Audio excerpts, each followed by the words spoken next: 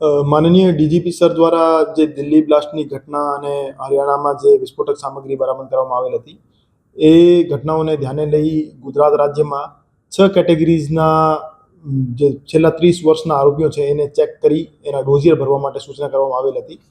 આ 6 કેટેગરીઝમાં explosive act, petroleum act, NDPS act, TADA POTA UAPA, fake Indian currency notes જેવા categories હતી.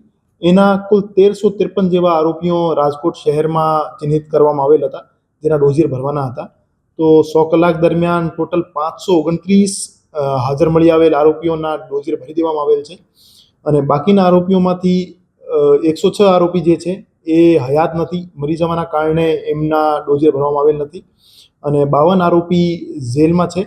અને આ સિવાય બાકી જે આરોપી છે એ સરનામું બદલાઈ જવાના કારણે અથવા બહાર ગામના હોવાના કારણે એમના ડોઝિયર ભરી શકેલ નથી. જે રડાર બહારના આરોપીઓ છે એને માટે અલગથી અત્યારે કામગીરી ચાલુ છે. પોલીસ સ્ટેશનોને સૂચના કરી દેવામાં આવેલ છે કે જે બહાર સેટલ થઈ ગયા છે તો કન્સર્ન જિલ્લા અથવા યુનિટને એક મેસેજ કરવામાં આવે કે એનો ડોઝિયર ત્યાંથી ભરવામાં આવે અને બાકીના આરોપીઓ શોધવા માટેની હાલ પ્રક્રિયા હાથ ધરવામાં આવી છે.